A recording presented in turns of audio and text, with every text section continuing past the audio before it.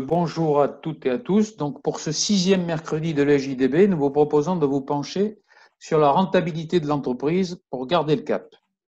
Alors, après les mesures d'urgence qui ont fait l'objet des premières conférences de l'EJDB, la semaine passée, nous avons essayé de vous inciter à réajuster les objectifs de l'entreprise, inciter le dirigeant à revoir sa stratégie pour 2020 et même les années suivantes. Alors, après la sidération d'être contraint à se confiner, arrive le temps de l'après-confinement avec les questions d'adaptation de l'activité. C'est le moment opportun pour ajuster sa gestion. Alors, balayer les charges pour chasser le gaspillage, établir un prévisionnel rectifié, intégrer dans les prix les nouvelles conditions d'exécution de travaux et bien d'autres bons réflexes encore à avoir. Mais pour cela, nous avons 3 invités. Donc, tout d'abord, Amélia Oliveira, elle est consultante en stratégie financière, intervenante à l'EJDB et elle accompagne de nombreuses entreprises de bâtiments. Dorothée Barry est adjointe au directeur du secteur maison individuelle à la Caisse de garantie individuelle du bâtiment, plus connue sur CGI Bâtiment. Et notre témoin entrepreneur de ce soir est Anthony Biamastro. Il est dirigeant de la société Atmosphère Concept à Carbon-Blanc. Alors, pour ceux qui seraient éloignés de la région Nouvelle-Aquitaine, c'est en banlieue de Bordeaux. Voilà. Donc, avant de leur laisser la parole, je voudrais juste vous rappeler une évidence, c'est que c'est le client qui est la pièce maîtresse de l'activité et qu'il ne faudrait pas que se rajoute à la crise sanitaire mondiale, auquel s'additionne déjà la pénurie de moyens de notre pays, donc double crise, une perte de crédibilité auprès des clients par une insuffisance de rigueur en gestion. Donc, je vous laisse vous rafraîchir sur les bonnes pratiques de gestion et Amélia, c'est à toi. Vous êtes aujourd'hui comme le capitaine d'un bateau au cœur d'une tempête imprévue et dans son ampleur, dans sa nature, dans son origine, avec des ressources limitées, un équipage à bord que vous souhaitez préserver, le but, aller à bon port, arriver à bon port. En votre qualité de capitaine émérite averti, vous saviez déjà qu'il pouvait y avoir des aléas. Aujourd'hui, vous faites face à la tempête du siècle. Même les vieux loups de mer ne peuvent en parler. Ils n'ont jamais vécu. Vous tenez la barre. Votre équipage vous fait confiance. Il a d'autant plus besoin de vous. Il veut être rassuré. Ceux qui vous ont vu partir aussi veulent être rassurés. Ceux qui vous attendent, ceux qui vous ont confié les marchandises, ceux qui vous ont confié la mission, les chantiers, leurs projets d'avenir, ceux qui vous ont financé la mission aussi. Et que fait un capitaine en pleine tempête? Il briefe les gars. Il nomme probablement un second, il délègue, il identifie, il regarde tous les indicateurs, tout est important. Il contrôle ce qui est à bord, où est-ce qu'on en est dans les réserves. Et malgré tous ces indicateurs, il y a des impondérables. Le bâtiment, vous le connaissez. Le jour où vous êtes tombé au centime près sur ce que vous aviez prévu, c'est un sacré hasard. Votre capacité à observer, à en tirer vos propres conclusions, vous êtes celui qui connaît le mieux son entreprise. Vous restez qui vous êtes, gardez confiance en vous, vous connaissez votre bâtiment, vous connaissez votre bateau, dans le jargon on utilise aussi bâtiment. L'orage gronde, les éléments s'affolent. Par où commencer? Justement, on va voir 10 manœuvres. Alors, la première, des chiffres, ton second, tu feras. Vous avez entendu dans les précédents mercredis de l'EJDB que le monde y change, la société évolue, il y a l'externalisation, le retour du circuit court, l'Internet, le digital, l'environnement. Et il y a un élément qui ne change pas, c'est la mathématique qu'implique la finance de chantier. La méthode de calcul que vous utilisez pour estimer vos chantiers, elle reste rationnelle. Quel que soit le bouleversement externe ou interne, on y reviendra, ça reste rationnel. Et l'analyse financière, basée sur des ratios, elle reste toujours d'actualité. On analyse toujours de la même façon les chiffres. Par contre, vos devis sont basés sur des hypothèses et ces hypothèses doivent être régulièrement réévaluées, vérifiées, modulées, suivies, en fonction justement de tout ce qui fait que le monde y change, toutes les variables possibles. Et comme le dit Biram dans le précédent mercredi, il va falloir faire avec. Et l'analyse des chiffres, c'est un socle. Elle est à la portée de tous et quel que soit le métier, Les ratios aussi, ils sont les mêmes. On va pouvoir s'attarder sur certains points et pas d'autres en fonction du corps d'état de l'entreprise, de la typologie de clientèle ou autre, mais ça reste des socles solides. Donc la gestion financière de vos chantiers vous permet de vous aider à prendre des décisions dans ce contexte, à vous réadapter à chaque moment. Chaque chantier est unique, chaque entreprise est unique, chaque dirigeant a sa propre personnalité, les chiffres vous appartiennent. Alors appropriez-les-vous, faites-les parler votre langage, votre façon de faire. Et justement, on va essayer de traduire votre quotidien en chiffres. Et c'est ça qui vous permettra de vous rebondir. Et d'ailleurs, quand on observe les dirigeants qui se sortent des crises, que ce soit d'origine des crises internes ou externes comme maintenant, ils développent des réactions similaires. Ils regardent les choses en face, ils minimisent pas. Ils ont foi en eux, ils affirment qu'ils ont foi en eux. Ils sont à l'écoute de leurs salariés, de leurs équipes, des clients, des confrères et même plus large. Ils cherchent les causes et les remèdes. Ils passent du temps, autant de temps qu'il faut, surtout au départ. Ils se posent et ils passent très longtemps, des heures, voire des fois des nuits, pour s'arrêter sur des actions à mener. Et du coup, ils aboutissent à un plan d'action à moyen et long terme et ils misent sur les atouts de l'entreprise et ils revoient leurs chiffres, leurs coûts. Et bien justement, l'ampleur du phénomène, en face, on va le prendre, on va le voir. Prendre conscience de l'impact des problèmes, regarder en face l'étendue des dégâts avec ce que vous avez à votre portée, même si c'est incomplet. On ne peut pas apporter des solutions adéquates, efficaces, même les plus simples. On ne peut pas éradiquer un problème si on ne connaît pas ou on minimise l'ampleur de ce problème. Donc, il faut mettre en exergue les surcoûts de cette crise. Donc, prendre connaissance de l'impact du problème, clairement, en mettant en exergue les surcoûts de cette crise, et donc sur chaque élément que constitue le prix de revient. Et un prix de revient, justement, c'est quoi? De la main-d'œuvre, du matériel, des matériaux, des frais de chantier, et le reste, des frais généraux. Chacun de ces éléments sont impactés par le Covid. Pour commencer à dessiner l'impact global, eh ben, il faut dessiner déjà l'impact chantier par chantier. Avant tout, le taux horaire. Votre taux horaire, il a pris cher. Donc, retour sur le banc de l'ESJDB. Un taux horaire, c'est quoi? On prend le coût des gars qui sont sur le chantier et on le divise par le nombre d'heures productives. Et là-dedans, il y a un surcoût. Il va s'imbriquer justement dans l'improductivité. Un gars aux 35 heures, il est 1607 heures chez vous, mais il ne va pas travailler 1607 heures. Il y a justement cette improductivité. Admettons, on a 10% d'improductivité en temps normal. Hein. Ça représente 161 heures. 161 heures, c'est un mois. Donc, ce qui veut dire que vos salariés, ils ont un mois de vacances et un mois d'improductivité. Voilà, il faut l'accepter. Partons d'un taux horaire à 20 €.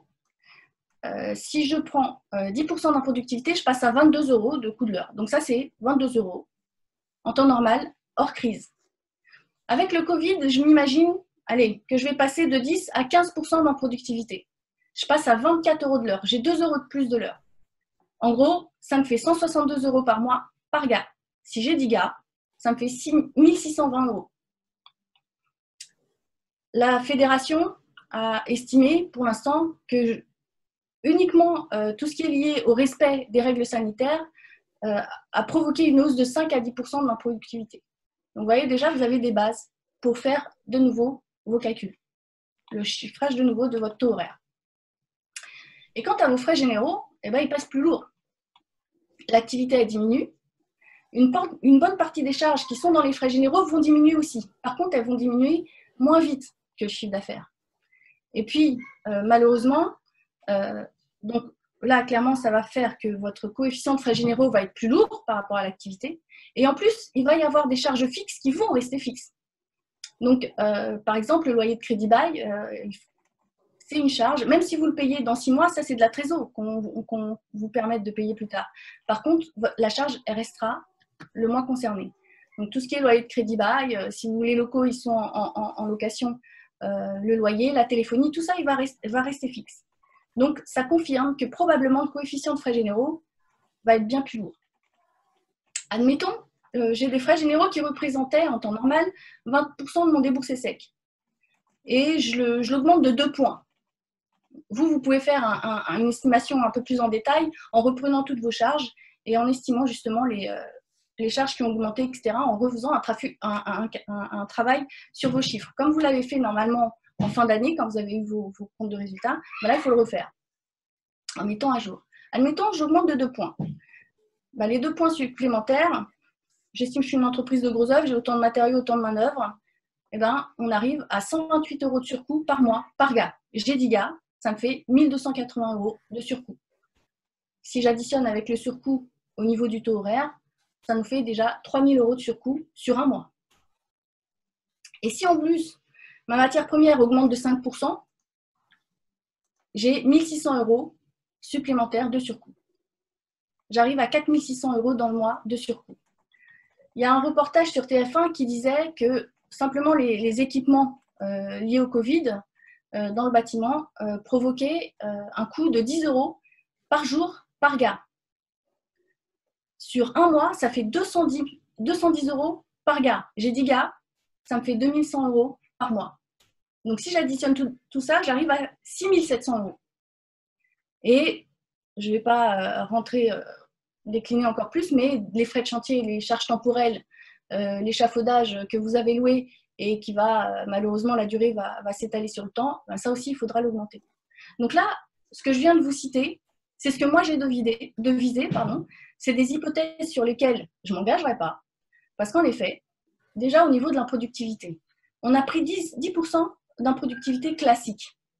Dans certains, dans mon métier, il y en a qui disent que c'est plutôt 20% d'improductivité qu'il faudrait mettre en temps normal. Je précise en temps normal. Merci Snapchat, merci Facebook. Voilà. La Fédération française du bâtiment, au niveau national, estime qu'elle est entre 17 et 15% en temps normal. Donc, vous voyez, moi, avec le Covid, je suis montée à 15, de 10 à 15. Ensuite, les frais généraux. Je les ai augmentés de 2 points. Je trouve ça hyper raisonnable. Et les matériaux, je les ai augmentés de 10%. De 5%, même pas, 5%. Moi, j'entends parler de 10, voire 20% de hausse du coût des matériaux. Hein, forcément, eux aussi, les industriels, ils ont été pris par le Covid. Eux aussi, ils se retrouvent dans la même situation que vous, avec des coûts. Et ils vont essayer de vous le véhiculer.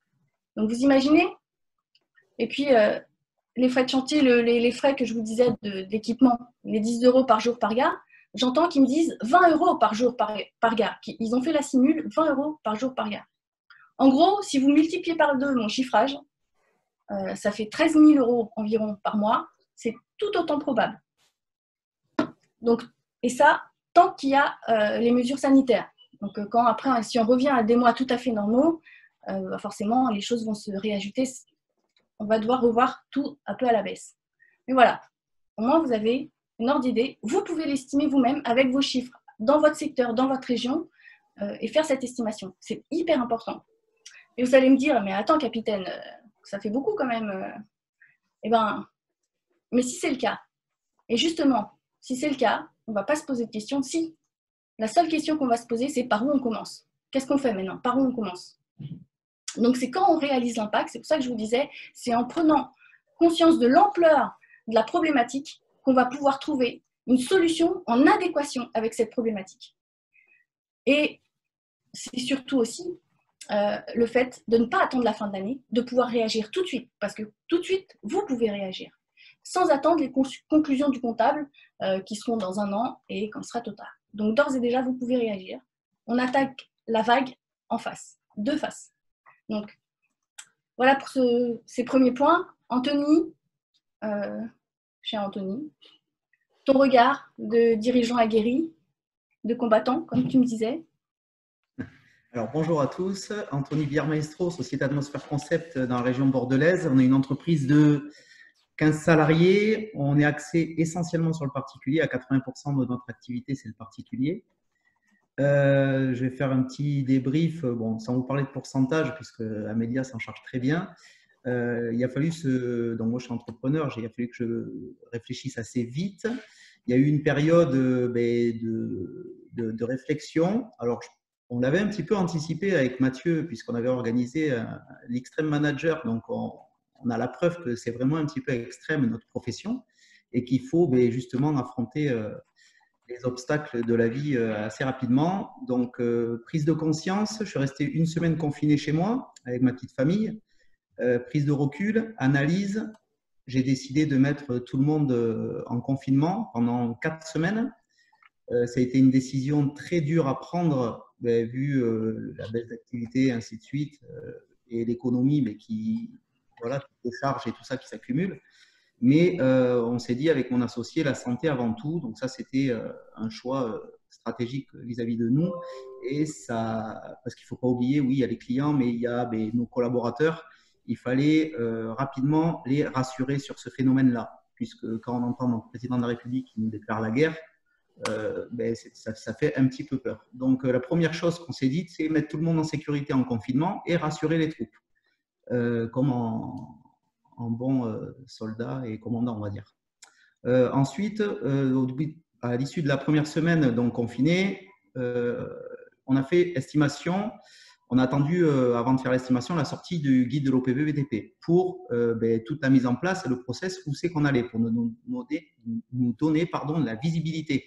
Puisqu'un entrepreneur sans visibilité, c'est comme si on nous mettait un bandeau sur les yeux, si on n'y voit pas devant, on avance à tâtons et on n'est pas aussi incisif et rapide qu'on peut l'être au fond de nous.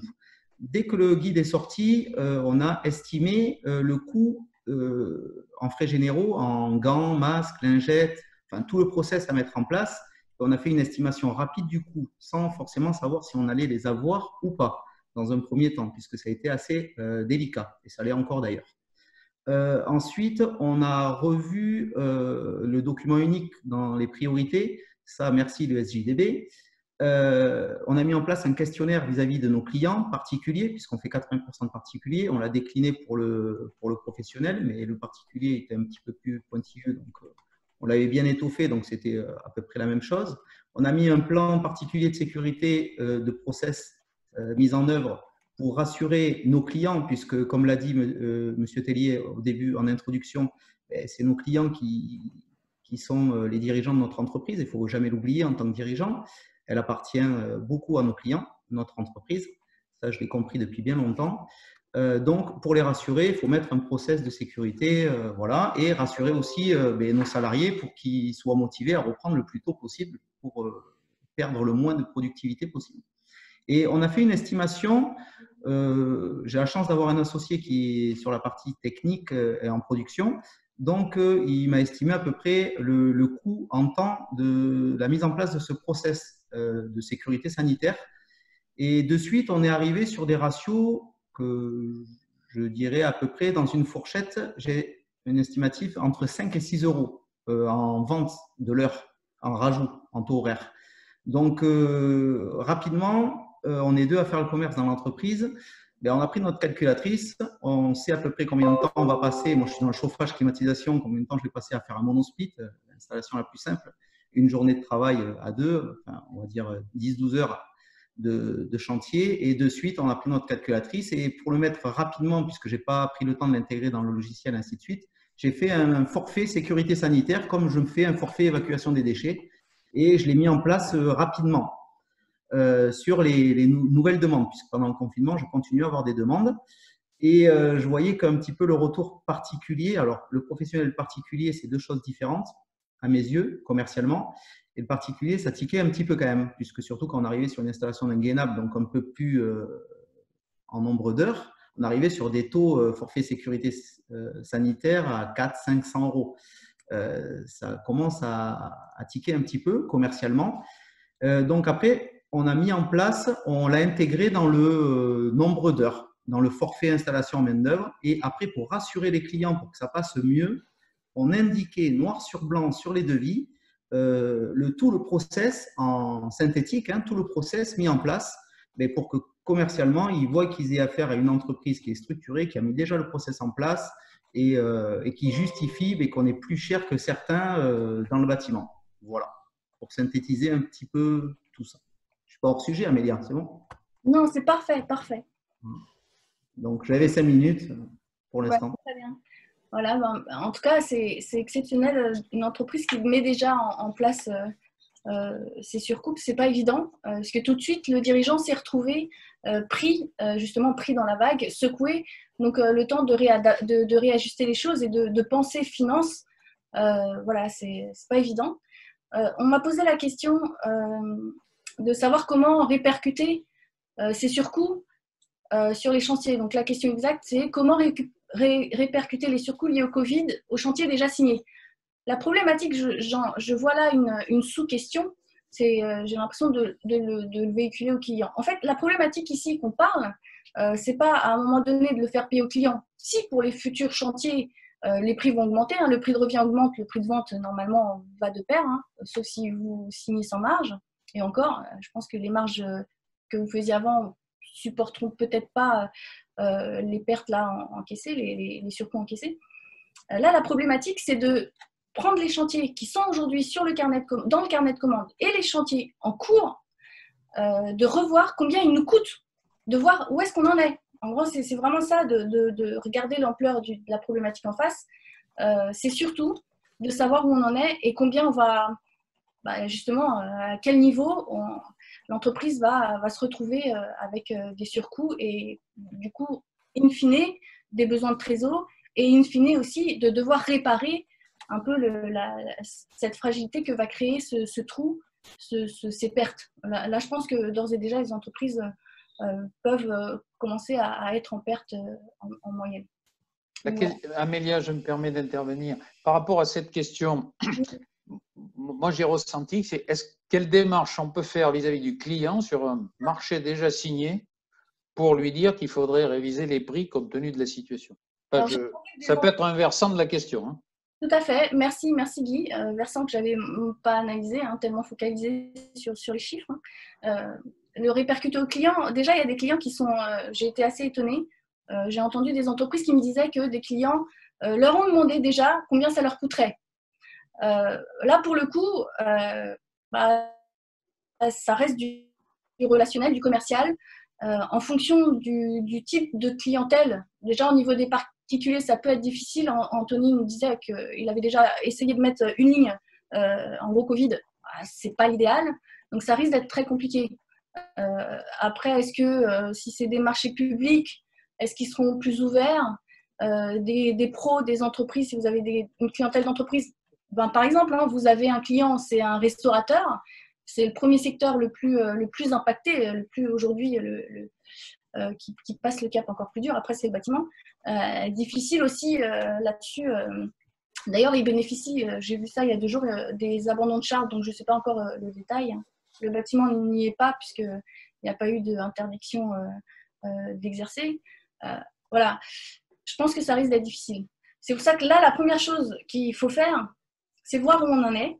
Et derrière, il y a la fédération du bâtiment qui fait du lobbying au maximum pour justement qu'on puisse aussi avoir des charges annulées dans le bâtiment et d'essayer de voir s'il y a possibilité, c'est actuellement encore, s'il y a la possibilité de répartir ces surcoûts. Par exemple, la désinfection du chantier, etc., de voir si on ne peut pas le répercuter aussi au maître d'ouvrage. Donc, c'est en cours. C'est du lobbying. Je pense que c'est plus au niveau politique que ça pourrait se déblayer. Voilà. J'ai une question pour Anthony, moi. Est-ce qu'il a dit à ses clients que c'était temporaire le temps de cette période ou pas? Ou il a simplement modifié ses prix et puis il verra bien après ce qu'il leur dira? Alors, je vais y répondre. En fait, commercialement, je rassure. Mon rôle, c'est de rassurer les clients sur le process mis en place déjà pour qu'ils nous accueillent, pour qu'on continue notre productivité chantier, qu'on mette tout le monde comme avant le corona. Ensuite, je leur ai pas forcément dit que je leur dis pas forcément que mon taux horaire a été majoré en fonction de cette crise sanitaire. Commercialement, je profite pour monter mon taux horaire pour pouvoir l'absorber, puisqu'automatiquement, ça fait des frais généraux. Et je pense que ceux qui ne vont pas forcément le mettre en application, il va y avoir des défaillances importantes après coup. Donc, si on n'anticipe pas, et j'ai bien appris ça à l'école, à l'ESJDB, qu'il fallait anticiper, et un bon entrepreneur, il doit anticiper se prémunir des armes et mettre tout en œuvre pour pouvoir affronter le futur. Et je vais laisser les médias faire, enfin notre président de la République qui parle très bien, à nous annoncer si ça va s'arrêter le 11 mai, mais ça, j'en suis pas convaincu. Moi, j'ai misé sur jusqu'en fin 2021, je suis pas économiste, hein, mais je me dis que jusqu'à fin 2021, je pense que mes taux horaires, ils vont pas bouger. Après, j'ai la chance d'être dans une région qui bouge beaucoup, avec du travail pas mal, et on était dans l'ambition d'embaucher. Et embaucher, c'était délicat. Alors, le point positif, c'était délicat avant cette crise sanitaire.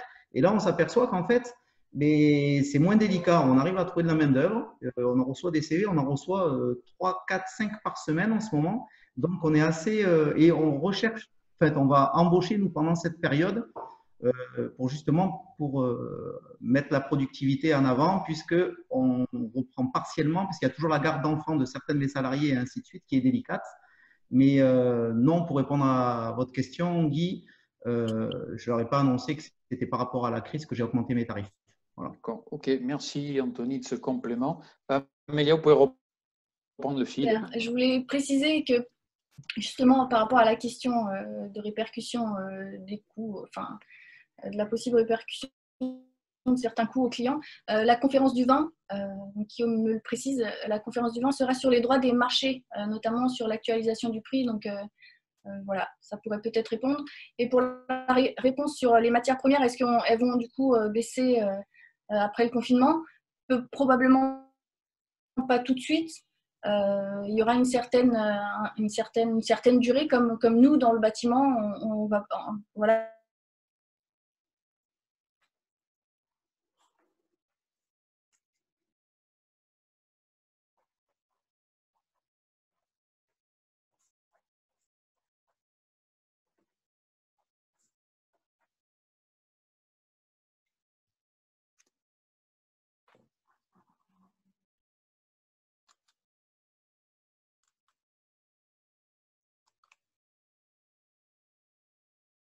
Vous avez une âme de conquérant.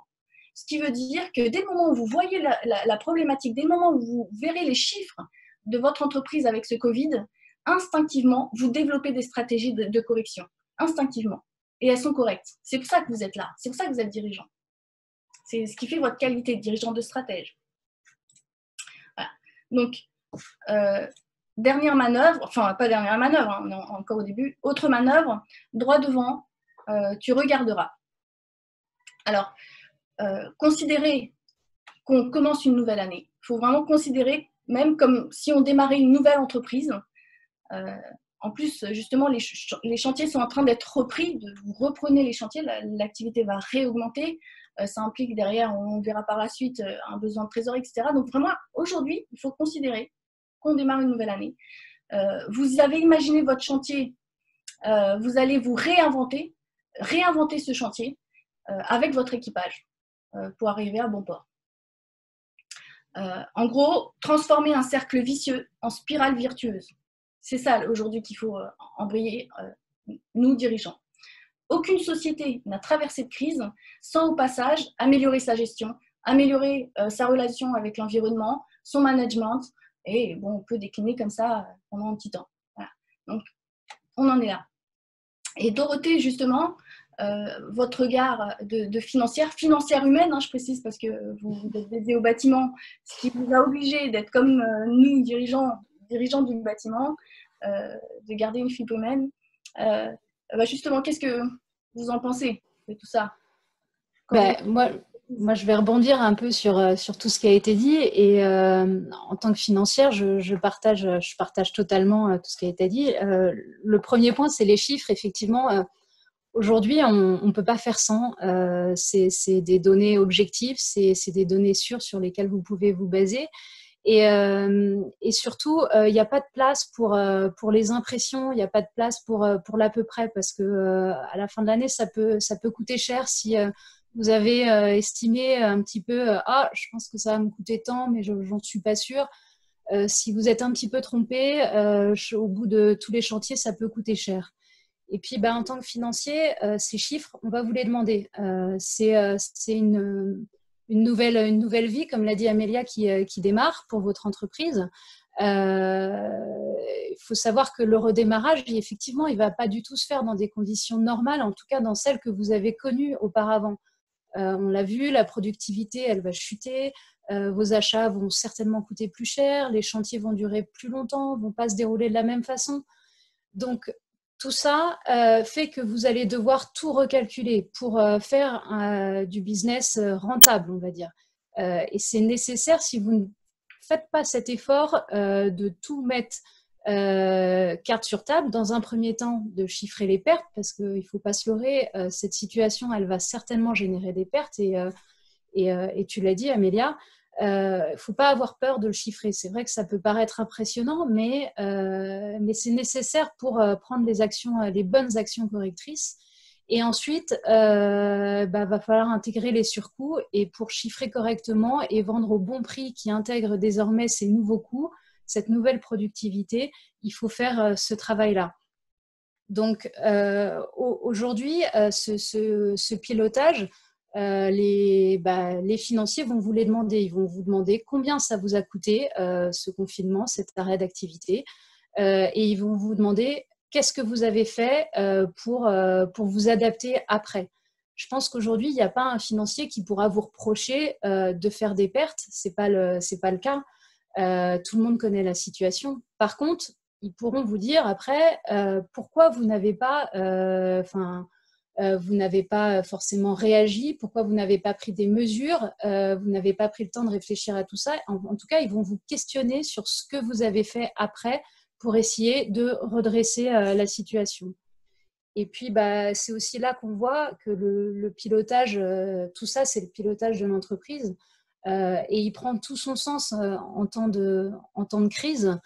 Et ce qui est important, c'est que ce pilotage, plus il est serré, plus vous transmettez finalement un message très fort à l'ensemble de vos partenaires, mais qu'ils soient financiers, à vos équipes, à vos salariés.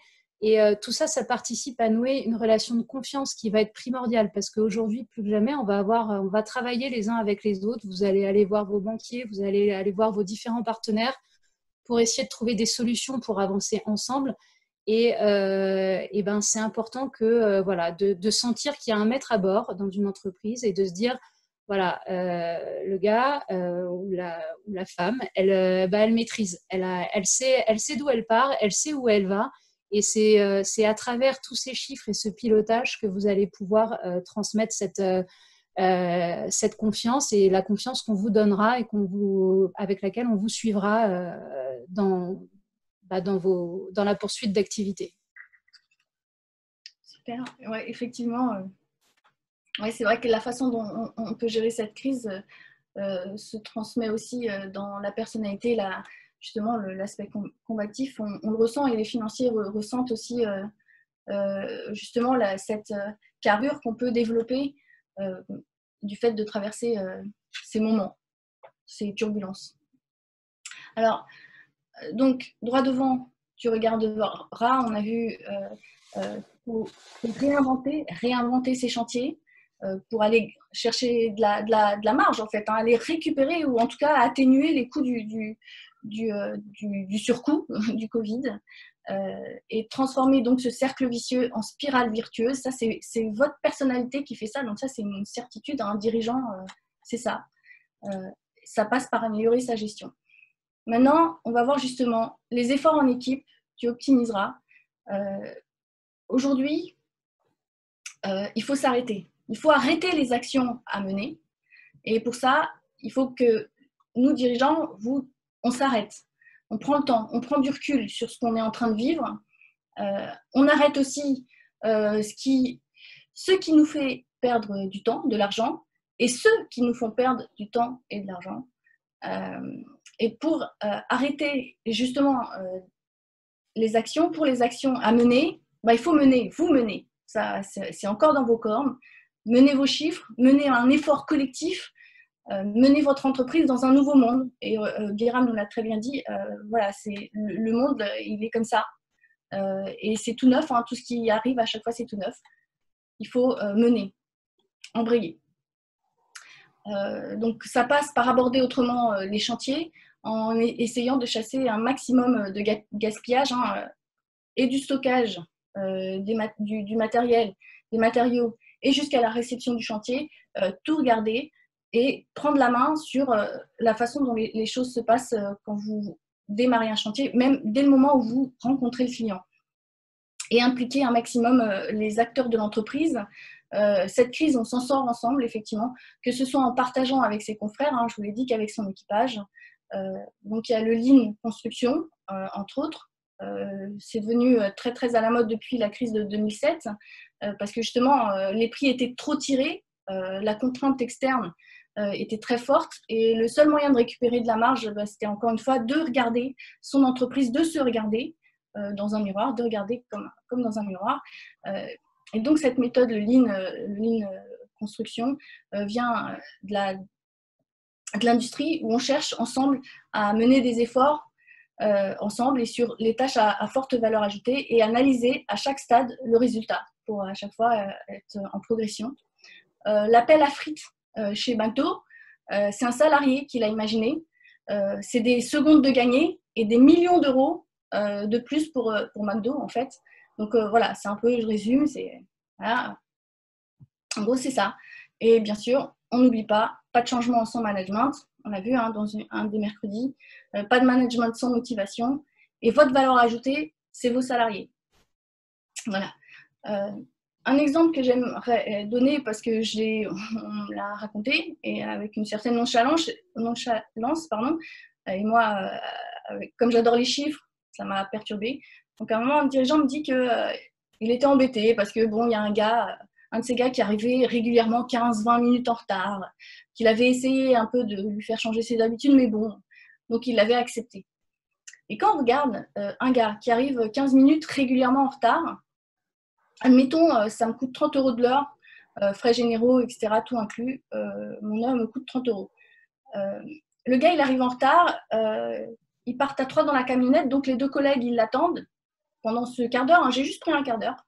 Ça fait un billet de 20 € qui est jeté, en fait, tout de suite. C'est un billet. S'il arrive 2 fois par semaine en retard, d'un quart d'heure, ça fait près de 200 € de surcoût dans le mois. Voilà, encore des surcoûts. Après, ce n'est pas d'aller dans toutes les lignes. Hein. Ce que je veux dire par là, c'est que dans la problématique qu'on vit, il faut regarder, il y a tout un management à mettre en place, des rouages à de nouveau revoir et mettre de l'huile, en fait, comme les médiateurs là, qui viennent pour aider à ce que entre fournisseurs et clients, ça se passe mieux, faire en sorte que les choses fonctionnent mieux et essayer de ne pas avoir, déjà dans le bâtiment, il y a beaucoup d'aléas, de faire en sorte qu'il n'y en ait pas non plus pour pas grand-chose. Voilà. Il y a 2 secondes, je prends la main pour poser une question qu'il y a eu sur le chat.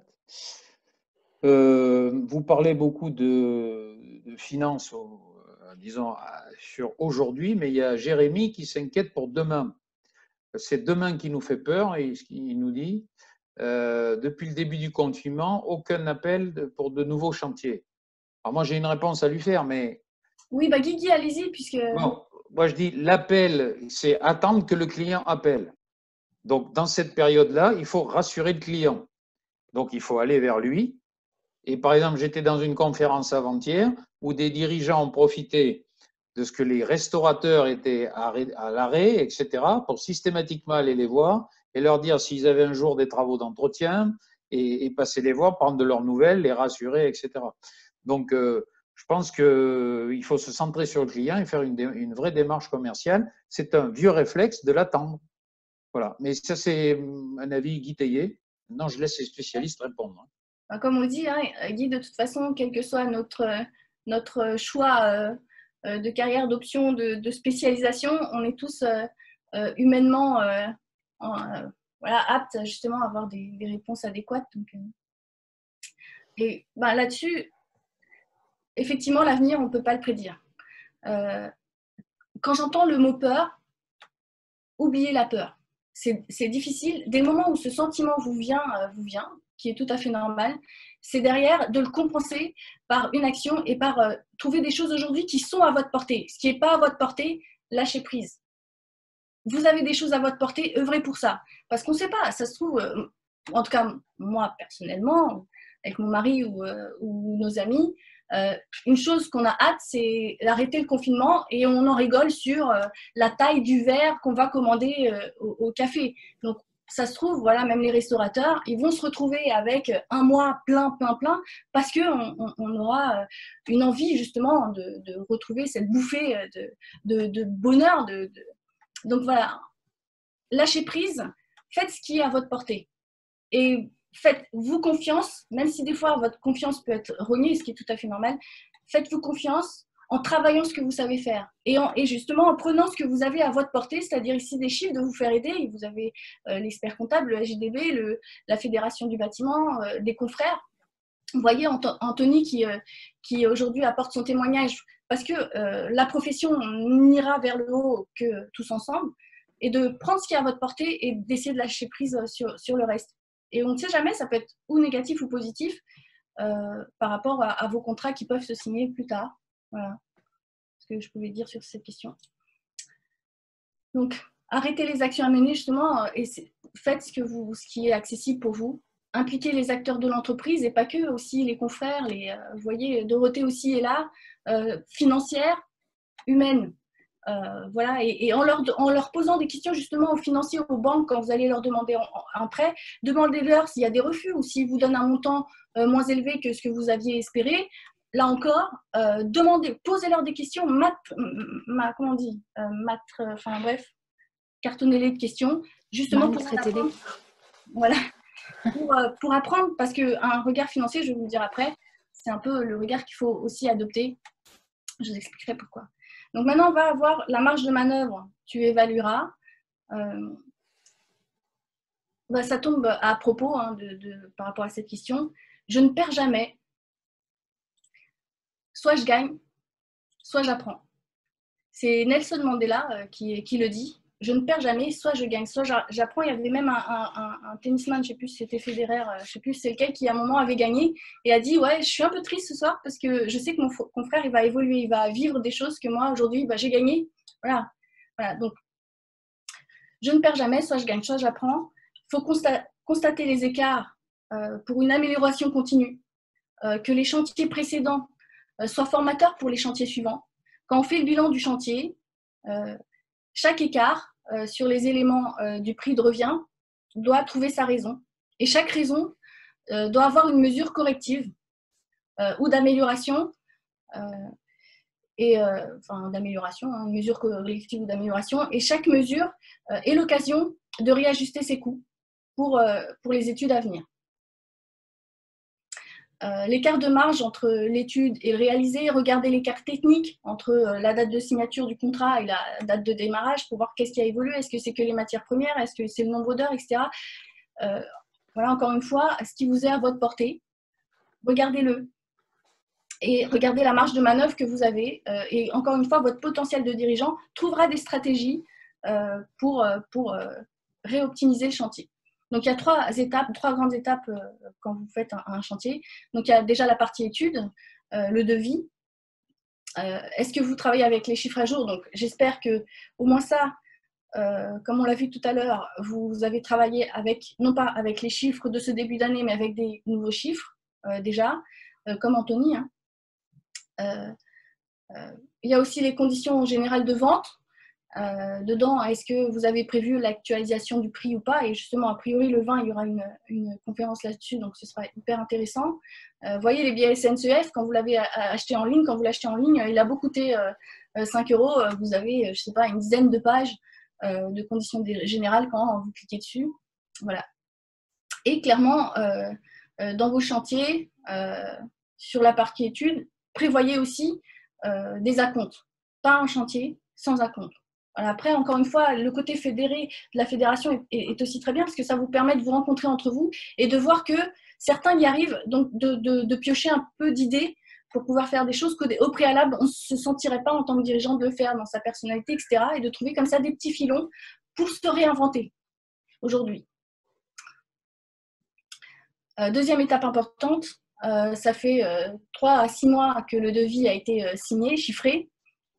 Et même s'il a été bien chiffré, il y a le Covid qui est passé. Donc, mise au point technique pour retrouver de la marge. En gros, c'est ça que vous vivez, que vous allez vivre. Donc, renégocier les matériaux, C'est l'heure aussi de la contre-étude, revoir les modes opératoires, les procédés, étudier les nouveaux modes de mise en œuvre, des nouveaux produits, proposer un nouveau produit au client parce que votre fournisseur, comme c'est un nouveau truc, vous fait une super promo, essayez de le véhiculer au client en le faisant autant profiter de cette nouveauté et vous, derrière, de récupérer un peu de souffle.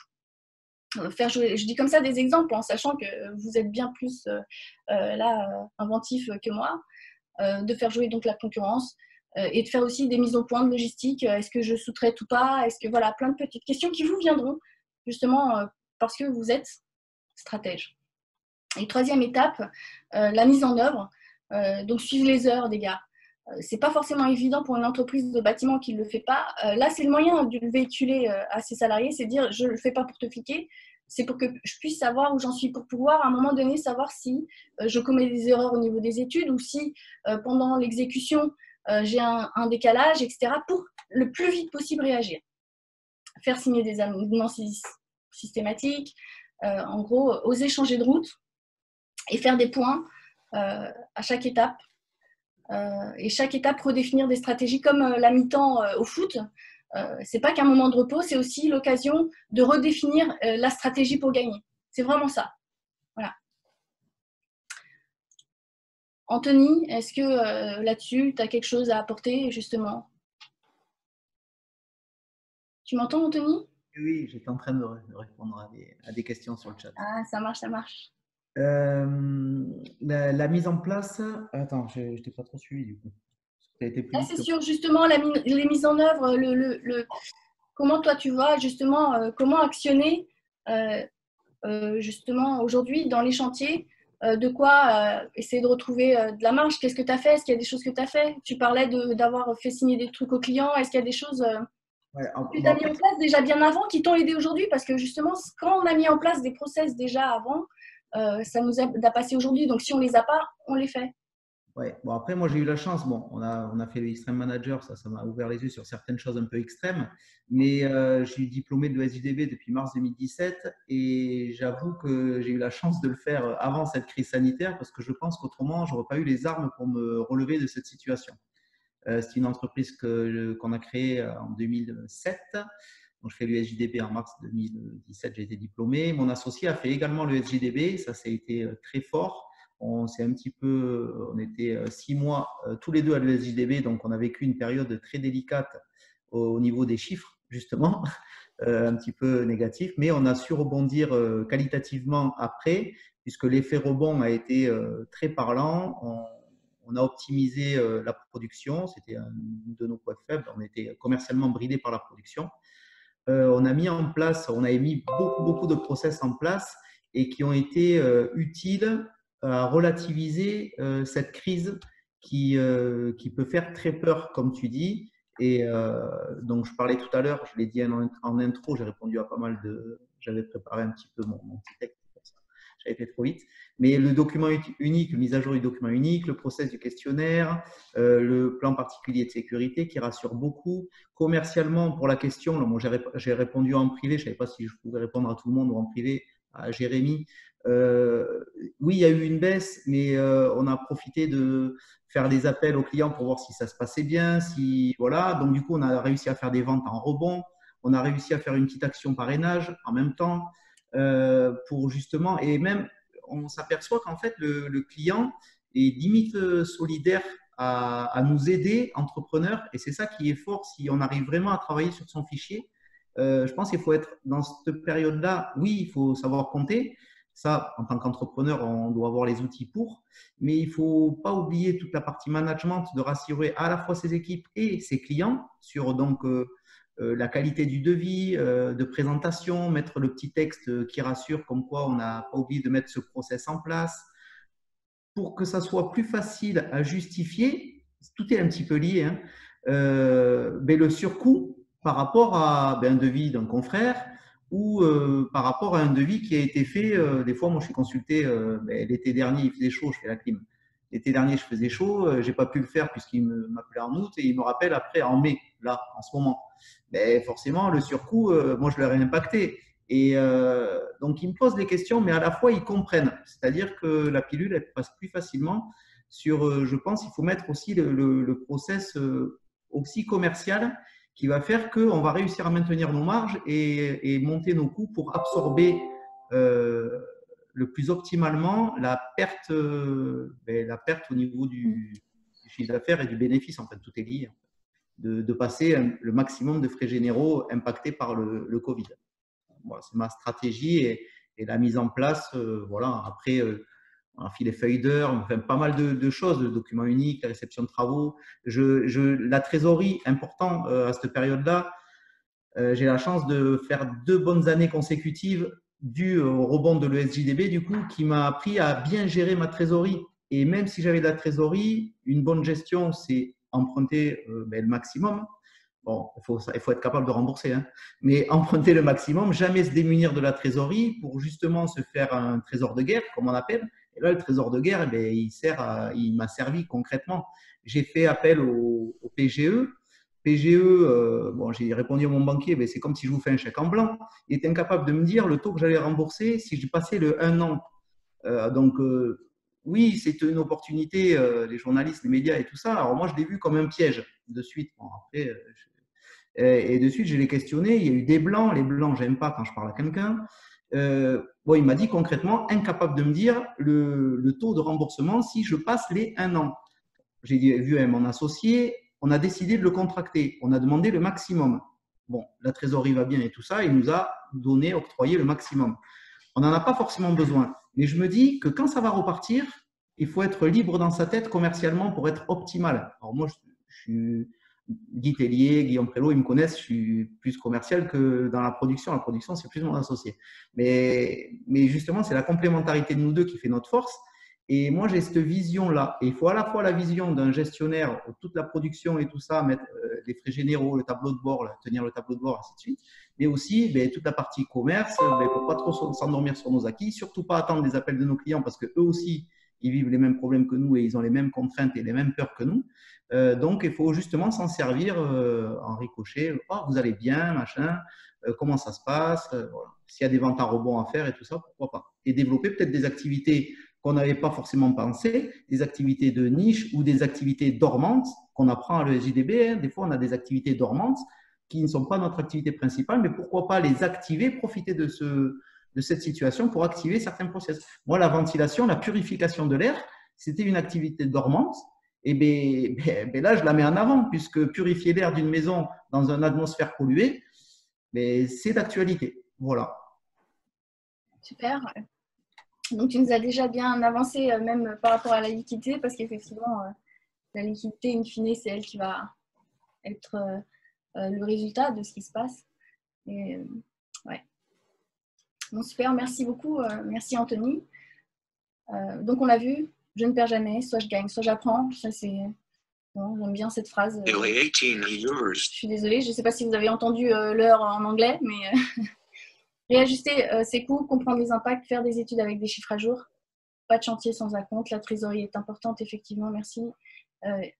Pas de chantier aussi sans contre-études, bien sûr. Après, ça dépend du corps d'État et si c'est des chantiers qui sont très courts, etc. Mais là, c'est vraiment pour donner des idées au global de ce qui peut être faisable. Pas de chantier sans suivi de la consommation, clairement. Aujourd'hui, on est là, il faut y aller dans ce sens-là. Maintenant, on va voir l'inventaire. Régulièrement, tu feras. Alors, l'inventaire, ça passe par des démarches pour définir ses ressources, suivre ses ressources, avoir un rapport journalier des heures travaillées par chantier. Justement, je vous parlais de la fiche d'heure, donc par chantier, voire par gars ou par équipe, hein, et l'idéal par jour. Avoir un bon de commande fournisseur par chantier, parce que souvent on achète les marchandises de plusieurs chantiers d'un coup et on n'a pas de fiche après de bon par chantier, donc l'idéal c'est de l'avoir pour encore une fois suivre son chantier, chantier par chantier. Et comme on l'a décliné tout à l'heure, le prix devient matériaux, matériel, main-d'œuvre, frais généraux, de pouvoir tout décliner chantier par chantier et de tout suivre chacun de ces éléments, chantier par chantier. Donc aussi imputer les sorties et les rentrées de stock par chantier, suivre le coût des matériaux du coup par chantier. Et aussi par rapport au gros matériel. Est-ce que je l'achète? Est-ce que je loue quand j'ai, je sais pas, une grue pendant des semaines à l'arrêt au dépôt, voilà, est-ce que j'ai intégré ces jours d'arrêt dans mon chiffrage par rapport à mon heure d'utilisation, voilà, est-ce que ça vaut le coup ou pas, donc tout ça. Et aussi faire l'inventaire des devis, les devis qui n'ont pas où il n'y a pas eu de suite, le taux de transformation, on en est où, voilà, tous ces inventaires à faire. Et quant aux frais généraux, je vais un petit peu insister sur les frais généraux. Aujourd'hui, il est incontournable de le suivre déjà en temps habituel, parce que parce qu'en fait, ces frais généraux, ils partent de l'hypothèse qu'ils sont stables. On part de l'hypothèse que d'une année sur l'autre, il ne va pas y avoir de changement. Et ce n'est pas le cas. En fait, la récupération des frais généraux, elle peut devenir trop importante à un moment donné, et donc vous allez surestimer votre chantier, votre coût de chantier, et donc votre prix. Ou ça peut être l'inverse, trop faible, c'est possible. Avec le renversement de l'activité, comme maintenant, comme ce qu'on vit aujourd'hui, on peut se retrouver à sous-estimer ses frais généraux et du coup, derrière, se retrouver en perte. Donc l'idéal, c'est de suivre ces frais généraux, et vous pouvez les suivre chantier par chantier, puisque c'est un coefficient, c'est un pourcentage. Donc vous pouvez savoir combien vous générez, vous payez de frais généraux finalement chantier par chantier. Donc aujourd'hui, plus que jamais, il faut retravailler ces frais généraux, s'attaquer à chaque ligne. L'objectif n'est pas systématiquement de payer moins cher, mais de payer, d'avoir mieux. Et bien sûr, vous n'allez pas pouvoir faire tout ça tout de suite. En plus, là, avec les reprises des chantiers et tout ce que vous devez acquérir, c'est pas évident. Alors, comment ça marche? Vous commencez, on dit, par 20% des coûts les plus élevés. Donc, quand vous reprenez vos frais généraux, vous attaquez tout de suite à ce qui représente donc, 20% des coûts les plus élevés. Ensuite, et ce n'est pas identique, 20% de ce qui pèse le plus par rapport à votre chiffre d'affaires. Et enfin, d'aller regarder ce qui n'a pas été réévalué depuis un certain temps. Et en cas de perte, donc si vous voyez une perte qui s'affiche, ou quand vous regardez mois par mois votre activité, vous pouvez le voir aussi. Si à un moment il y a une perte, ou une perte sur le chantier, si à la fin, quand vous avez fini votre chantier et vous reprenez toutes vos factures, là c'est du concret, c'est plus du prévisionnel. Si vous constatez que le chantier finalement il y a une perte, de voir est-ce que cette perte m'a permis quand même, ne m'a pas pris tous mes frais généraux, c'est-à-dire que la perte m'a empêché de récupérer tous les frais généraux, peut-être qu'une partie, est-ce que j'ai quand même récupéré des frais généraux sur ce chantier? Et quand j'additionne tous ces chantiers, où est-ce que j'en suis à mi-année, par trimestre, etc. Je peux faire comme ça des points, des mini-comptes du résultat. Voilà. Donc, voilà ce qu'on pouvait dire sur ce point, sur l'inventaire régulièrement tu feras. Aujourd'hui, c'est de suivre, donc petit peu à petit peu, définir et suivre ses ressources, couvrir ses frais généraux, c'est impératif, et s'attaquer à chacune des lignes, voilà, de ces frais qui apparaissent dans le compte de résultat, au final, dans le détail des comptes. Donc, et consommer mieux que moins cher. Autre manœuvre, donc l'avenir à court terme, à court moyen terme, tu dessineras. Là, c'est se projeter. Donc, avant même de remplir un tableau de trésor, parce que ça aussi, c'est le point culminant. La trésor, c'est le résultat de tout ce qui se passe. C'est le résultat de votre stratégie de liquidité pour protéger votre entreprise, mettre un matelas, mais aussi votre stratégie, la rentabilité, qui, in fine, la vraie trésorerie, c'est la rentabilité qui va la générer. Donc, avant même de remplir le tableau de trésor, il faut passer l'idéal par un prévisionnel de chiffre d'affaires, prévisionnel aussi de charges, mois par mois. Et ça vous est accessible. Vous pouvez estimer mois par mois votre capacité de travail et donc votre chiffre d'affaires. Par exemple, sur un mois, on est en moyenne à 21 jours travaillés, 21 jours de présence. Si vous êtes aux 35 heures, ça vous fait, et vous avez 10 gars, vous avez 1470 heures par mois de potentiel. Après, dans ces 1470 heures de disponibles, c'est une capacité maximale, mais vous pouvez l'augmenter en réalisant de la sous-traitance ou de l'intérim, mais aussi elle va également être revue à la baisse les mois de décembre, le mois d'août, les mois où il y a des congés payés. Et attention, je n'ai pas mis l'improductivité, donc derrière, il faut encore diminuer un petit peu avec l'improductivité. Et vous voyez, c'est comme ça que vous allez confectionner mois par mois votre capacité de chiffre d'affaires et votre plan de charge. Vous avez tout entre vos mains pour le faire. Et mois par mois, vous suivez et vous combinez tout ça avec votre planning, votre carnet de commandes, les appels que vous avez fait aux clients, est-ce qu'il y a des choses que vous reportez ou pas, des choses comme ça, des annulations, voilà, faites le point. Et vous pouvez comme ça profiler votre prévisionnel de mois après mois. Et c'est sur cette base que vous allez savoir où vous en êtes aussi et comment ça se profile justement votre rentabilité future. Donc, plan de charge incontournable, je trouve à l'heure actuelle. et ça vous aidera aussi à remplir le tableau de trésorerie.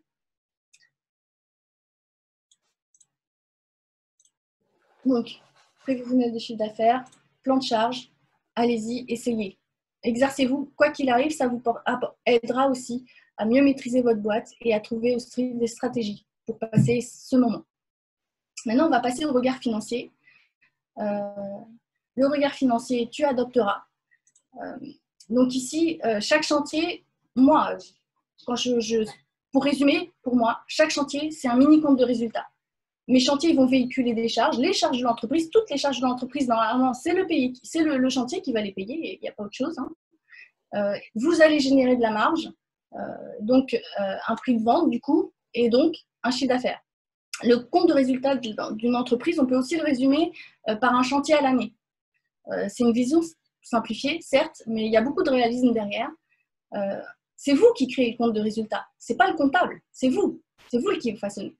Et la rentabilité de chaque chantier, ou l'équilibre de chantier après chantier, c'est le gage d'une rentabilité sur l'année. Voilà. Cette crise, effectivement, elle implique des surcoûts. Comme on l'a vu, il faut les imbriquer, il faut savoir où on en est, avant même d'essayer de l'imbriquer, de l'imputer au client. Et elle peut mettre à mal la rentabilité de l'année. Là, si on a des mois, si on fait mois par mois, comme je vous disais, le plan de charge, la prévisionnelle de chiffre d'affaires, on peut constater que les mois actuels, on est plutôt en négatif, parce qu'on n'a pas assez de chiffre d'affaires pour payer les charges qui aujourd'hui, il faut, qui restent aujourd'hui d'actualité. Vous avez comme ça les moyens, sans attendre la fin de l'année, d'estimer votre rentabilité globale. Et cette même rentabilité, c'est elle qui va se traduire in fine dans votre trésor. Donc, au-delà du fait de mettre en place toutes les aides, les reports, etc., les prêts, il y a aussi la rentabilité à travailler, parce que c'est elle qui va prendre le relais de toutes ces mesures actuelles. Donc, après la gestion de chantier, il faut passer en mode gestion financière de chantier. Et il y a 3 regards importants quand on regarde les entreprises, votre compte de résultat. Il y a 3 regards importants. Le fisc, le regard du fisc, le regard du banquier et surtout, le plus important, le vôtre. Alors, le fisc, il va regarder le résultat net. Et c'est quoi son but? Que vous payez de l'impôt. Donc, quand vous regardez le résultat net, sachez, vous êtes un peu du côté, finalement, du centre des impôts. Et le compte de résultat a été inventé par le service des impôts pour trouver un moyen de récolter de l'impôt. Est-ce que c'est votre stratégie? Après, il y a le banquier. Lui, il va regarder la CAF, la capacité d'autofinancement. En gros, il va regarder si vous êtes capable d'être rentable, que ce soit dans votre métier, dans votre corps d'État, mais si vous gagnez de l'argent parce que vous avez de la trésorerie bloquée dans des comptes à terme et vous vendez votre trésor, des choses comme ça, et ça vous génère du chiffre, il sera content, le banquier, parce qu'il sait qu'il va être remboursé. Son but, c'est que vous remboursiez ses prêts. Et puis, après, il y a votre regard, très très important, c'est le BE, l'excédent brut de l'excédent brut d'exploitation, le BE. Et c'est quoi le BE? En fait, c'est réellement votre rentabilité de votre métier, mais de votre métier pur. Et justement, on va enlever l'exceptionnel, on va enlever tout ce qui est financier, on va s'intéresser à tout ce qui relève de votre métier habituel. Donc, vous voyez, cette notion est super importante. C'est elle qui vous dit si vous êtes rentable ou pas dans votre métier. Et justement, il y a Dorothée qui va pouvoir nous apporter son regard de financier, en sachant qu'un financier et une entreprise, au final, ils ont la même optique. Vous, dirigeants, nous, dirigeants, on a exactement la même optique qu'un financier. C'est celle de ne pas faire faillite, de rester pérenne. Le banquier veut que vous restiez pérenne. Surtout, nous, on veut que l'entreprise reste pérenne. Alors, du coup, justement, Dorothée, qu'est-ce que là-dessus? C'est quoi, toi? Moi, je voulais, avant de revenir sur les ratios, voilà, j'ai bien aimé ton schéma. Alors, c'est très schématique quand tu dis que finalement, le compte de résultat d'une entreprise, c'est la somme un peu de tous les chantiers. C'est très schématique, mais c'est vrai. Et c'est hyper important d'avoir cette vision chantier par chantier, parce que c'est ce qui va vous permettre, si un jour il y a le moindre dérapage, et des dérapages, des imprévus, il peut y en avoir, c'est ce qui va vous permettre, si vous l'avez chantier par chantier, d'être réactif. Parce que si vous ne le faites pas chantier par chantier, vous pouvez avoir des mauvaises surprises. Moi, j'ai envie de vous dire que logiquement, quand votre compte de résultat sort à la fin de l'année, enfin à la date de clôture, vous ne devez pas être surpris par les chiffres, ni par le chiffre d'affaires, mais encore moins par le résultat qui sort, puisque on l'a dit, c'est vous qui le construisez, ce résultat. Donc, à un moment donné, sur un chantier, s'il y a un dérapage, et ça peut arriver, vous devez savoir d'où il vient ce dérapage. Est-ce que c'est un problème lié au chantier qui est ponctuel, auquel cas, ça veut dire que vos process sont bons et qu'il faudra bien faire suivre, peut-être voir ce point sur les autres chantiers. Mais ça peut être un problème plutôt structurel. Je ne sais pas, il y a eu un mauvais chiffrage, il y a un mauvais suivi de chantier, il y a eu peut-être des remises commerciales trop importantes. Donc tout ça, c'est important de le savoir très vite pour pouvoir tout de suite vous réadapter. Et ce pilotage chantier par chantier, il est d'autant plus important que là, vous êtes dans une situation inédite avec vous allez revoir, vous réinventer dans votre manière de fonctionner. Donc, il va certainement falloir faire des réajustements. Vous avez chiffré de telle manière, peut-être que ça ne va pas passer ou peut-être que c'est trop juste. Donc, c'est vraiment important d'avoir cette vision chantier par chantier. Donc, j'insiste là-dessus. Au niveau du compte de résultat, bien évidemment, le BE, je dirais, ou le résultat d'exploitation, ça dépend de votre activité, c'est le principal ratio que vous devez regarder parce que c'est ce qui permet de déterminer si, grâce à votre activité normale, vous gagnez de l'argent. Il ne faut pas aller directement au résultat net parce que le résultat net, il peut être lié à des éléments exceptionnels. Et donc, qui dit exceptionnel dit non récurrent. Et ça veut dire que si c'est uniquement lié à ça, vous pouvez avoir d'une année sur l'autre, ça peut être très différent. Donc, il faut vraiment vous faire un stop sur le BE ou le résultat d'exploitation. Et si jamais c'est négatif, vous posez la question, vous dire, il y a un problème. Soit c'est un manque de chiffre d'affaires, auquel cas il faut adapter vos charges. Enfin voilà, faut prendre les décisions qui s'imposent, mais il faut faire vraiment un stop important. Ensuite, je dirais qu'il y a les chiffres et ce qui est important aussi, c'est de regarder la variation. Un financier, quand il va regarder votre bilan, il va regarder les chiffres, certes, très bien, mais il va regarder les variations d'une année sur l'autre. Donc, si une année, vous avez un résultat d'exploitation qui représente 5% de votre chiffre d'affaires, bon, c'est très bien. Si l'année d'après, ce résultat d'exploitation, il est toujours positif, mais il est tombé à 1% du chiffre d'affaires, ça veut dire qu'il y a quand même une dégradation. Donc, après, qui dit dégradation, il y a certainement des explications, mais il faut pouvoir les expliquer. Il faut savoir si c'est quelque chose de structurel, si c'est quelque chose qui s'est amorcé depuis plusieurs années, auquel cas il faut prendre des mesures quand même correctrices, ou s'il y a des éléments qui peuvent l'expliquer. Mais ne regardez pas juste le chiffre en valeur absolue, faites vraiment l'exercice de comparaison d'une année sur l'autre pour voir ce qui s'est passé et pourquoi ça a évolué d'une année sur l'autre. Est-ce que ça a progressé en valeur relative ou pas? Donc, j'insiste là-dessus.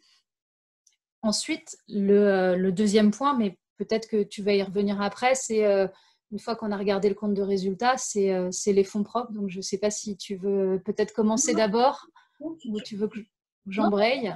Tu peux embrayer sur les fonds propres. D'accord.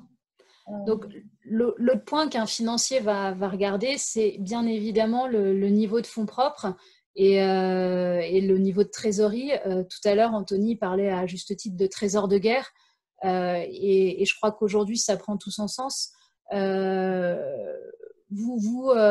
Chaque année, quand vous faites des bénéfices, vous avez le choix de laisser ces bénéfices dans l'entreprise ou d'en prélever une partie. N'oubliez pas, il n'y a pas de bon ou de mauvais choix. Il ne s'agit pas de juger, simplement, n'oubliez pas que c'est quand même important de consolider votre entreprise, de lui laisser des réserves, de ne pas forcément tout prélever, parce que c'est ce qui vous permet d'avoir un petit trésor de guerre, un petit matelas, des réserves et de faire face aux imprévus. Alors, quand c'est des petits imprévus, comme on l'a dit, dans le bâtiment, il y en a souvent, mais ça peut aider. Là, on est sur un imprévu que personne n'avait vu venir. Et aujourd'hui, ceux qui ont des réserves importantes, on le voit, ils peuvent déjà aller auprès de leur banquier, demander des prêts d'État plus facilement peut-être que d'autres, ça c'est le premier point. Et ensuite, ils vont pouvoir prendre leurs décisions plus sereinement. Ils vont pas être dans l'urgence. Et c'est très important, voilà, au gré des années, au gré des bénéfices que vous allez faire, de penser à en laisser une partie dans l'entreprise en vous disant, on ne sait jamais, au cas où. Ça peut être un imprévu, ça peut être une opportunité aussi de croissance ou choses comme ça. Il faut vous laisser les moyens de prendre des décisions à un moment donné, d'être maître de vos décisions et que ça ne soit pas toujours dans les mains de quelqu'un d'extérieur. Voilà. Et après, il y a la trésorerie, mais je pense qu'on finira après là-dessus.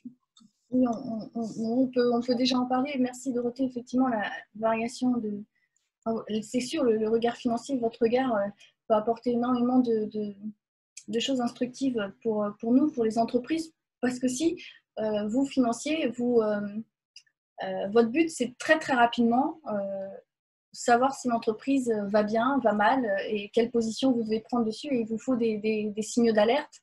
Et c'est sûr que ce que vous regardez, on a tout intérêt finalement à le regarder puisque nous-mêmes, on est les premiers à devoir s'équiper d'éléments qui nous mettent en alerte très très vite sur les problématiques que peut rencontrer notre entreprise, qui est le résultat de ce qu'on fait tous les jours dans le chantier. Donc ça permet d'avoir un deuxième regard, donc à nous de l'adopter, un deuxième regard pour s'armer encore mieux, toujours mieux. Et je voudrais, excuse-moi, juste rajouter que ce choix aussi de laisser une partie des bénéfices dans l'entreprise, c'est aussi important parce que ça véhicule, on revient à la notion de confiance qui est primordiale aujourd'hui dans cette situation et de tout temps. Vous, dirigeants, propriétaires de l'entreprise, à un moment donné, vous allez solliciter vos partenaires, vos banquiers, peut-être pour un prêt ou un financement. Quand vous les sollicitez, vous ne pouvez pas demander à quelqu'un de vous accompagner, de croire en vous si vous-même ne montrez pas que vous y croyez. Et donc, c'est un message fort, c'est-à-dire que vous devez être le premier à dire, vous voyez, moi, je vous sollicite, mais je suis le premier à croire. Donc, j'ai pas prélevé tous les résultats, j'en ai laissé une grande partie dans l'entreprise, voire même j'ai fait des apports si je pouvais le faire. Tout ça, c'est important, ça montre que vous êtes le premier à y croire et ça incite encore plus les gens à vous accompagner et à vous faire confiance. Ouais. D'ailleurs, il me semble qu'il y a un ratio pour savoir si l'entreprise est autonome, est indépendante financièrement plutôt. C'est qu'on regarde à ce que la part du dirigeant, donc les fonds propres et les emprunts bancaires à long terme, au maximum, faut que ce soit à 50-50. C'est-à-dire qu'à un moment donné, le banquier ne va pas vouloir être plus impliqué via des emprunts, être plus impliqué finalement dans l'entreprise que le dirigeant. Donc rien que ça, effectivement, ouais, tout à fait Dorothée, merci pour ce regard sur les fonds propres oui. Et comme le dit Guy Tellier, j'aime bien sur le chat, qui dit que c'est la philosophie de la JDB. Excellent, effectivement, je pense qu'Anthony nous l'a dit, le JDB apporte énormément. Donc, super. Il y a une question sur je la vois plus, sur les chantiers par chantier, sur la plomberie. À un moment donné, il y a de l'outillage où on peut aussi faire le choix de laisser dans les frais généraux, par exemple. Et du coup, indirectement, vous les suivez dans une masse et pas spécifiquement. Voilà, bon. Voilà pour le regard financier. On va encore rester sur le regard financier, puisqu'effectivement, on va un peu développer la trésor, donc on en a déjà pas mal parlé. Donc, je le répète, un chantier, c'est un mini compte de résultats. Suivre un chantier, c'est suivre sa rentabilité de l'année.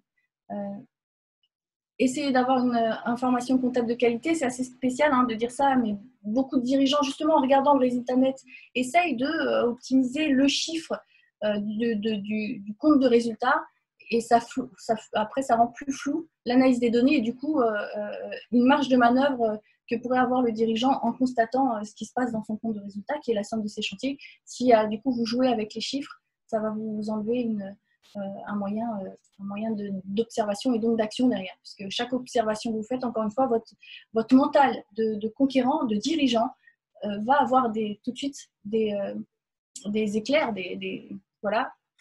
Donc d'où cette mission de l'information comptable de qualité. Et si on met ensemble le regard des chantiers, ce regard technique et ce calcul chantier par chantier et la gestion financière, les 2-3 ratios que nous a donné Dorothée, c'est super.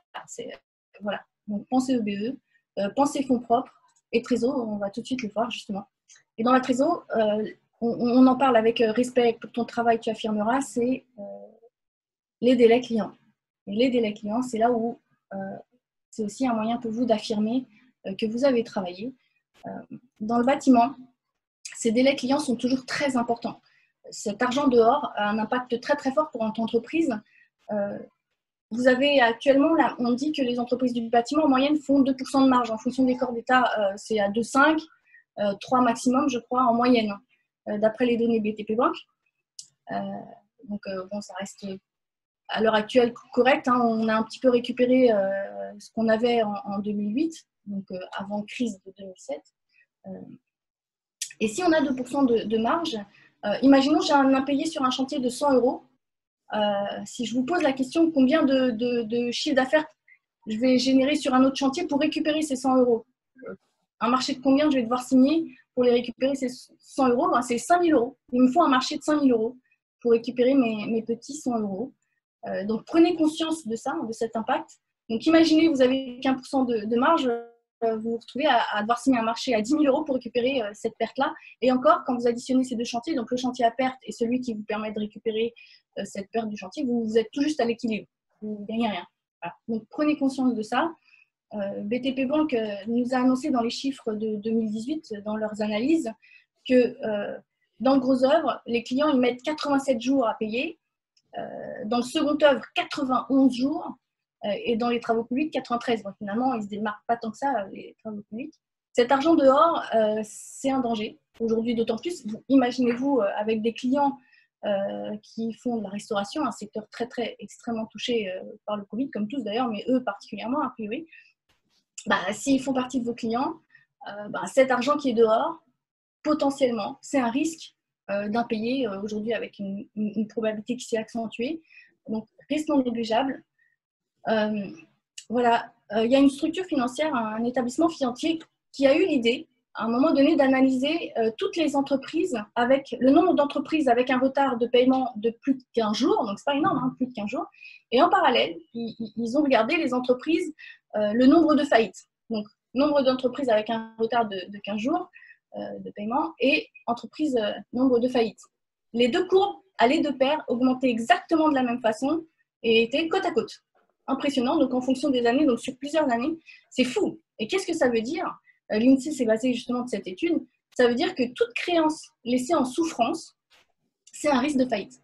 Dès le moment où il y a un retard de 15 jours, donc c'est pas énorme, malheureusement, c'est un risque accentué de faillite pour l'entreprise. Donc un impayé, ça peut être difficile à récupérer. Ça représente aussi des charges non recouvertes, une perte potentielle. C'est un danger. Donc, allez chercher de l'argent. Allez déjà chercher de l'argent qu'on vous doit. C'est du respect.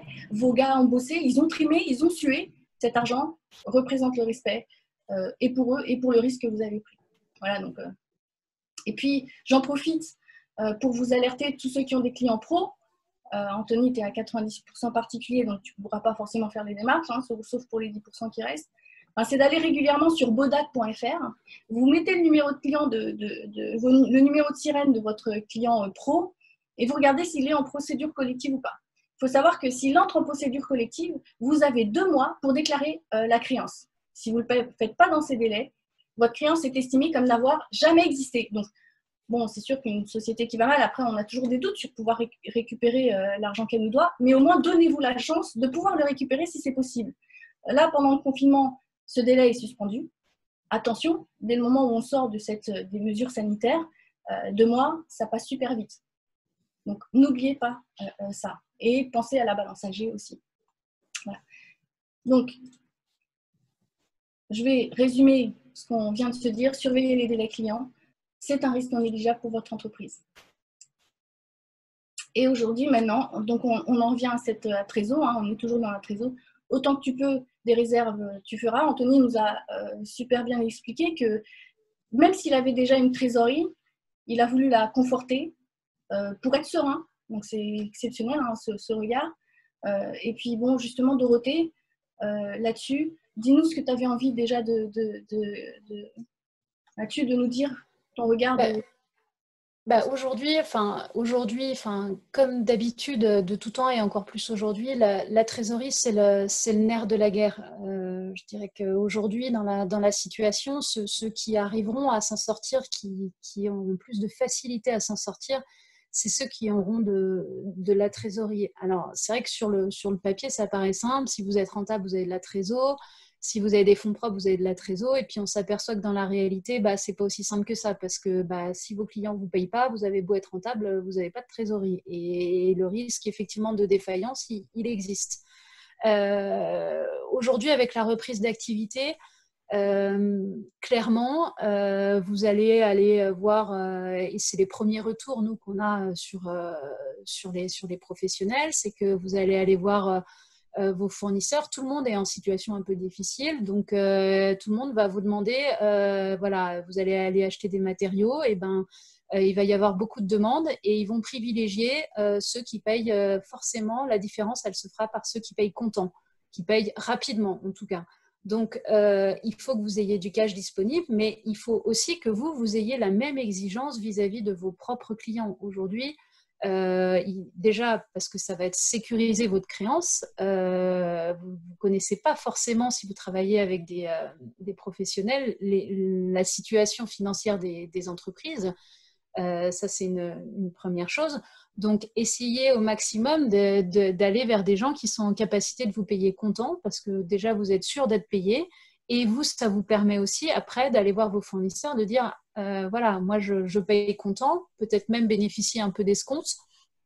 Ça peut être aussi intéressant. Donc, voilà, aujourd'hui, faites en sorte de sécuriser votre poste client et d'aller chercher du cash autant que possible. Super. Voilà. Merci pour ce regard. Alors, l'activité a chuté. Donc, elle remonte progressivement avec la reprise progressive des chantiers. Est-ce que derrière, ça va permettre de récupérer un peu de rentabilité? Il y a de fortes chances que cette année soit plus difficile. Ça, c'est à voir. Il y a le PGE, donc Anthony nous en parlait, c'est un super bel outil, mais il faut avoir aussi la capacité de rembourser. Ça encore, vos prévisions vont être vitales.